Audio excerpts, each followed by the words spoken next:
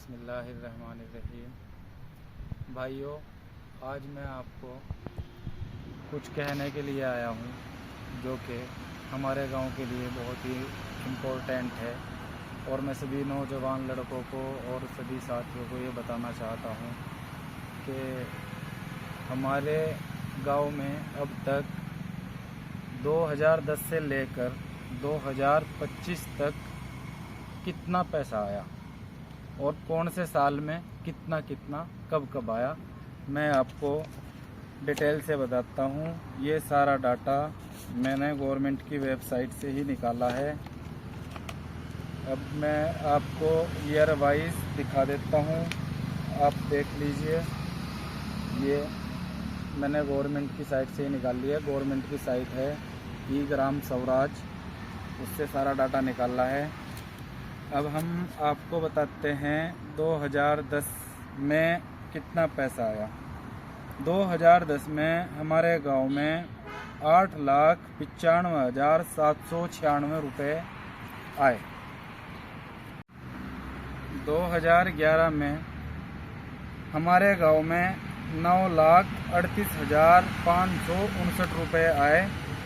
ये इसमें काफ़ी बारीक होने के कारण मैं आपको दिखा देता हूँ। ये मैंने पेन से लिखा हुआ है, ये देखो काफ़ी बारीक आ रहा है लिखा हुआ, तो वो नहीं दिखाएगा। इस वजह से मैंने ये पेन से लिखा है।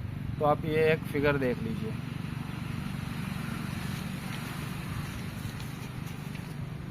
उसके बाद 2012 में हमारे गांव में 14,84,072 रुपये आए। 14,84,072 रुपये। उसके बाद सन 2013 में 20,83,525 रुपये आए। 20,83,525 रुपये हमारे गांव में आए। उसके बाद 2014 में हमारे गांव में 23,12,49 रुपये आए। ये आप देख लीजिए, 23,12,49 रुपये हमारे गांव में 2013 में आए। 14 में आए। अब मैं 2015 का आपको दिखा देता हूँ। 2015 में हमारे यहाँ 10,08,36 रुपये आए। 10,08,36 रुपये। अब ईयर 2016 और 17 में मैं दिखा देता हूँ आपको। 37,87,552 रुपये आए। 37,87,552 रुपये। अब मैं 2017-18 दिखा देता हूँ आपको। इसमें 39,05,349 रुपये आए।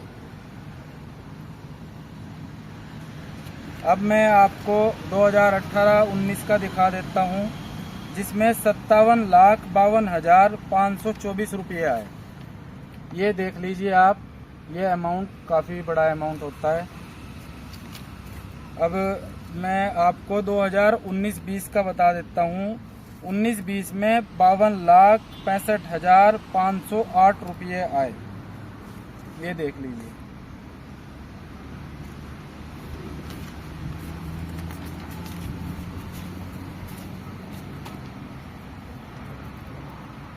अब मैं 2020-21 का दिखा देता हूँ आपको। 2020-21 में हमारे यहाँ 52,59,036 रुपये आए। 52,59,036 रुपये।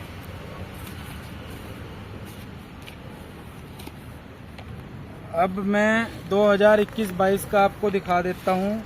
2021-22 में हमारे यहाँ 52,59,036 रुपये आए।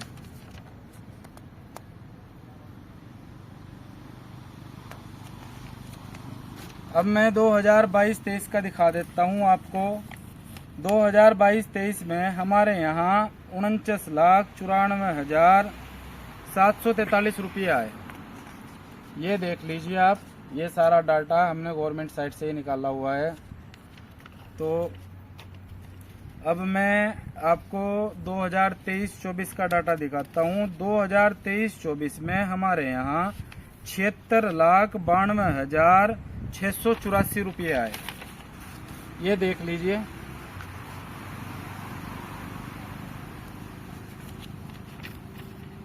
अब मैं आपको 2024-25 का डाटा दिखा देता हूँ। 2024 में हमारे यहाँ 62,73,922 रुपये आए। ये देख लीजिए, एक अमाउंट ऊपर वाला जो आ रहा है, और ये 2025 का है।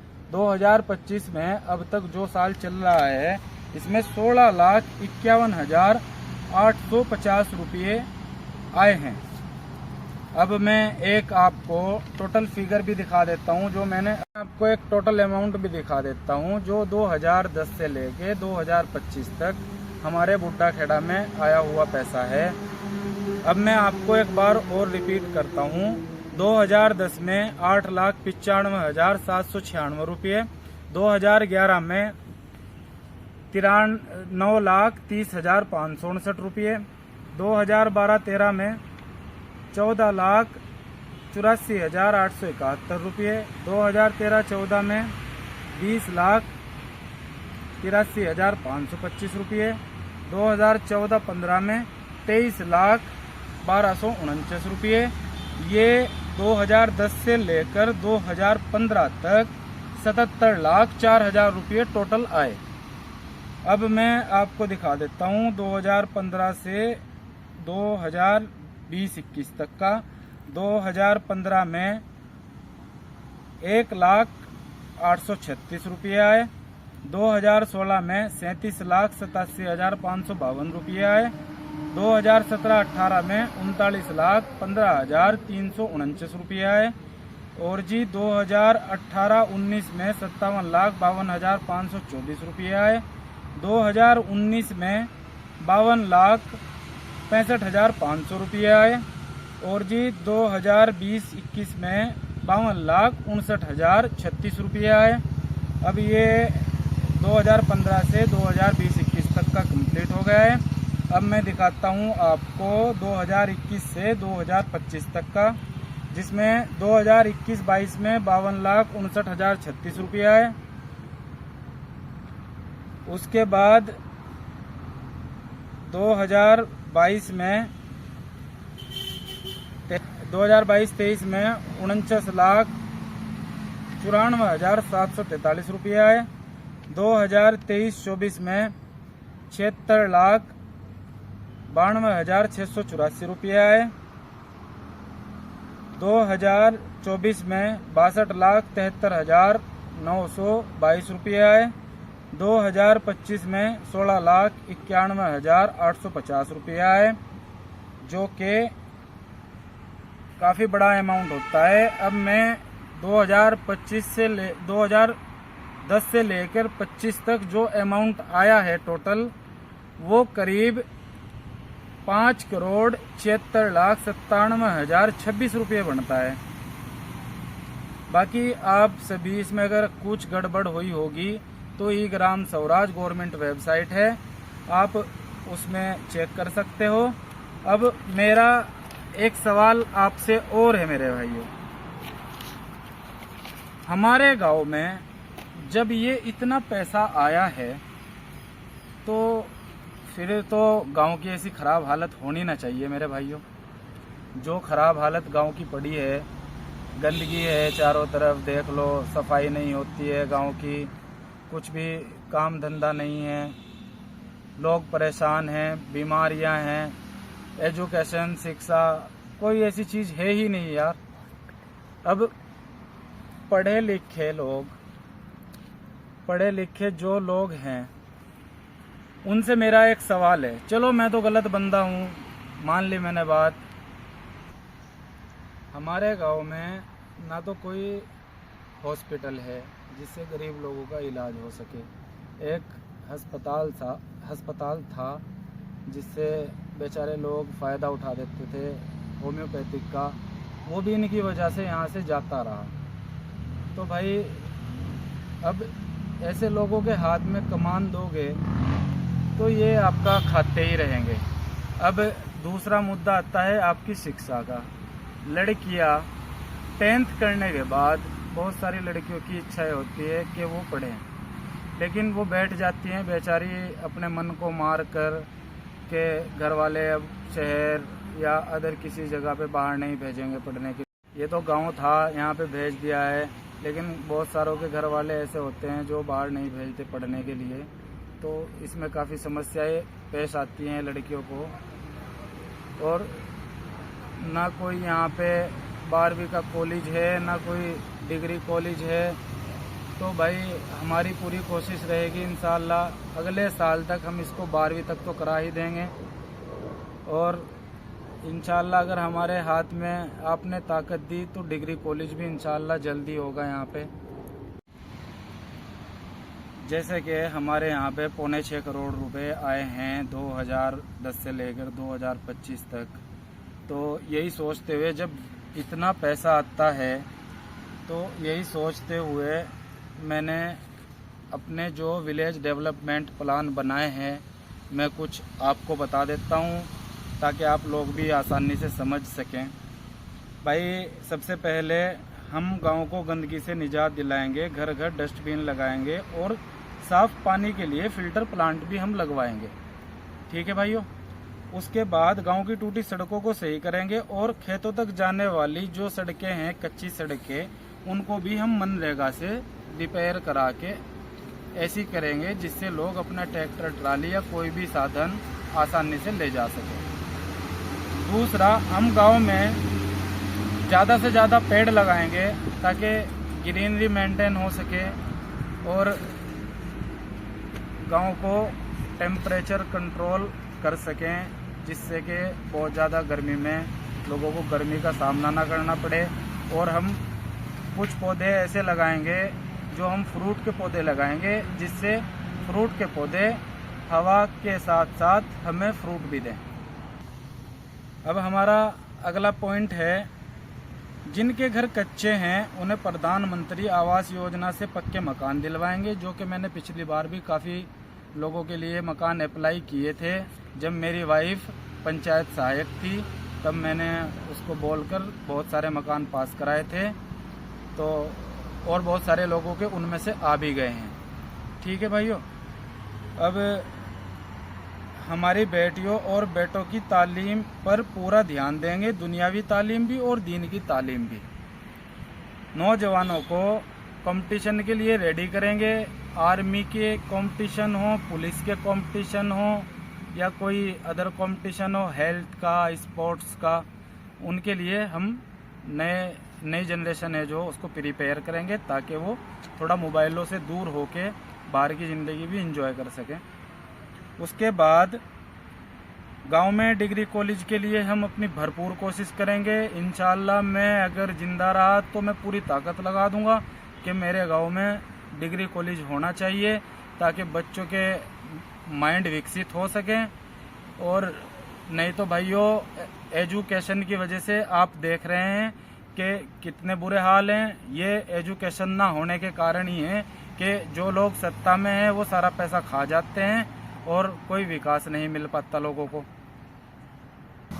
आप देख रहे हैं आजकल के छोटे छोटे बच्चों के हाथों में एजुकेशन ना होने के कारण दिलबाग, बीड़ी, सिगरेट, भांग, गांजा, पता नहीं, इसमें बहुत सारे छोटे छोटे बच्चे पी रहे हैं इसमें। और हम जो अगला पॉइंट हमारा है वो है खास औरतों के लिए।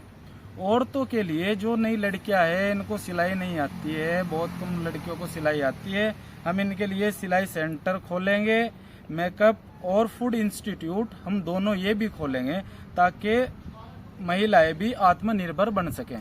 जिन लड़कियों को मेकअप का शौक है वो भी अपनी स्किल में पीछे ना रहें, इस वजह से हम उनको भी ग्रूम करके आगे लेके जाएंगे ताकि वो अच्छी अर्निंग भी कर सकें और वेल प्रोफेशनल भी बन सकें। और जिनको खाना बनाने का शौक है हम उनके लिए फूड इंस्टीट्यूट भी डालेंगे ताकि वो अपने शौक को अपनी कमाई के साथ साथ एंजॉय कर सकें। और दोस्तों, मैं किसी के साथ नफ़रत की सियासत नहीं कर सकता, मेरा सिर्फ एक मकसद है कि मेरा गांव अच्छा हो, मेरे लोगों को अच्छी ज़िंदगी मिले। हमारे गांव वाले सभी अपने हैं, मेरे पे ये तो सियासत नहीं आती भाइयों। आपको बात बता दूं कि मैं इसका कंधा इस्तेमाल करके उसके ऊपर चला लूं या उसका कंधा इस्तेमाल करके उसके ऊपर चला लूं। यही कारण है कि मैं राजनीति में बहुत लेट आऊँगा, और अभी भी मैं ये वीडियो इस वजह से बना रहा हूँ ताकि लोग जो मुद्दे हैं वो समझ सकें। नहीं तो मेरे भाइयों अभी भी मेरा कोई मूड नहीं है, क्योंकि मेरे पे ये काम नहीं चलने का भाई कि मैं इसकी बदली उससे लड़ूं, उसकी बदली उससे लड़ूं, क्योंकि ये गंदी राजनीति होती है। भाई मुझे राजनीति आती नहीं, मैं सीधा आदमी हूँ, मुझे साफ बात आती है। इसी वजह से मेरे अपने मेरे से बहुत नाराज़ हैं, मेरे यार दोस्त भी मेरे से कुछ नाराज़ हैं। यही मकसद है कि मैं राजनीति में आ रहा हूँ। वो कहते हैं कि तुम राजनीति में मत आओ, तुम्हें इससे क्या लेना देना, कोई खा रहा है तो खाए। लेकिन मेरे भाइयों अब आता है सवाल मेरा पढ़े लिखों पे। मेरे भाइयों कोई प्रोफेसर बन रहा है, कोई अदर डिग्रियां ले रहा है, कोई बीकॉम कर रहा है, कोई एमबीए कर रहा है, कोई डॉक्टर की, कोई नीट की डिग्री ले रहा है। लेकिन क्या फ़ायदा ऐसी पढ़ाइयों का जो आप अपने गांव के बारे में अच्छा ना सोच सकें। अगर आप लोग ऐसा सोचते तो मुझे लोग जाहिल बोलते हैं बहुत सारे, जिनके खिलाफ मैं मुद्दे उठा देता हूं। तो अगर मैं जाहिल हूं तो मुझ जैसे जाहिल को इस राजनीति में आने की क्या ज़रूरत आन पड़ी। मेरी ज़िंदगी तो मेरे भाइयों अच्छी चल रही है, अल्लाह का शुक्र है, कोई दिक्कत नहीं है। लेकिन मैं राजनीति में जो आ रहा हूँ वो इसी वजह से आ रहा हूँ ताकि लोगों का दिमाग विकसित हो सके। कब तक जुल्म के खिलाफ नहीं बोलोगे भाइयों। मैं इस वजह से इस कोशिश को कर रहा हूँ ताकि मैं आपको इस दलदल से निकाल सकूँ, इस गंदगी की ज़िंदगी से निकाल सकूँ जो आपके बच्चों को ये देने की सोच रहे हैं। पिछले 15 साल में क्या बदल लिया इन लोगों ने। आपके बच्चों को अच्छी एजुकेशन भी नहीं मिलती है। किसी के बच्चे ब्राउनवुड में पढ़ रहे हैं, 2000 फीस है, किसी के बच्चे अल्पाइन में हैं, 1500-2000 फीस है। अब अगर आप साल का देखोगे तो मिनिमम एजुकेशन पे आप 24,000 20,000 साल का एक बच्चे का दे रहे हो, छोटे बच्चों का। और बड़े बच्चों के एक्सपेंस रहे अलग, फिर उनका ट्रैवल एक्सपेंस, उनका खाने पीने का एक्सपेंस वो रहे अलग। अगर हम गांव में ही अच्छी एजुकेशन का सिस्टम बना देंगे तो क्या ज़रूरत है बच्चों को बाहर पढ़ने की। ठीक है मेरे भाइयों, तो सोचो और दिमाग का इस्तेमाल करो और बदलाव की तरफ बढ़ो। मेरे सोचने से कुछ नहीं होगा, तब तक आप लोग नहीं सोचोगे, आप लोग मुझे सपोर्ट नहीं करोगे, या मेरे जैसा कोई भी भाई आए उसे सपोर्ट करो। मैं ये नहीं कहता मुझे ही सपोर्ट करो, जो भी गांव के हित में अच्छा काम करे, जिसकी सोच गांव को डेवलप करने की हो, किसी भी भाई को, एजुकेटेड बंदे को आप सपोर्ट कर सकते हो। और भाई अब मुद्दा आ गया है, और भाइयों मैं कितनी ही कोशिश कर लूँ, मैं पिछले 4 साल से लगातार बोल रहा हूँ, तो लोग तो ये समझते हैं कि ये तो पागल है, बोलता रहता है, ज़बान जोर है, बोलता रहता है।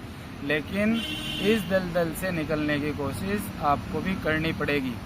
अगर आप नहीं करोगे तो आपके बच्चे इसी तरह गंदगी की वजह से बीमारियों में मुब्तला रहेंगे। वो सीधा आपकी जेब पे डाका डल रहा है। भाइयों दियो जाओ डॉक्टरों को पैसे, किसी को बच्चे को डायरिया होगा, किसी को मलेरिया होगा, किसी को टाइफाइड होगा, किसी को डेंगू होगा। तो ये सारी गंदगी के कारण होती हैं भाइयों बीमारियां। अब आप देखो, आप महीने में डॉक्टर को कितना दे रहे हो और एजुकेशन में, पढ़ाई लिखाई में कितनी फीसें भर रहे हो। अगर एक अच्छा जिम्मेदार हो तो भाइयों आपकी जेब पे मिनिमम 5,000 रुपये से लेके 10,000 रुपये तक अच्छी सेविंग होगी, गांव की साफ़ सफाई होगी, घर घर के आगे डस्टबिन लगाएंगे इंशाल्लाह। और भाइयों अब मैं आपको एक बात कह के अपनी बात को ख़त्म करता हूँ। मैं आपके बीच में कोई खाने पीने नहीं आया हूँ, ना मेरी कोई ऐसी सोच है जो मैं खाऊँगा पीऊँगा। मैं तो सिर्फ ये सोच के आया हूँ कि मेरा गांव विकास वाला गांव हो, दूर तक मेरे गांव की पहचान हो, जो कभी पहले हुआ करती थी कि ये चौधरियों का गांव है, तो सिर्फ इस मकसद से आया हूँ कि मेरा गांव क्लीन एंड ग्रीन हो और लोगों को अच्छी एजुकेशन, अच्छी हॉस्पिटलिटी और अच्छी खेल कूद के लिए कंपटीशन, गुड हेल्थ, सारी चीज़ें ये मिले, बस इतना है और क्या है मेरे भाइयों। अब मैं अपनी बात ख़त्म करता हूँ। अस्सलाम वालेकुम, अल्लाह हाफिज़।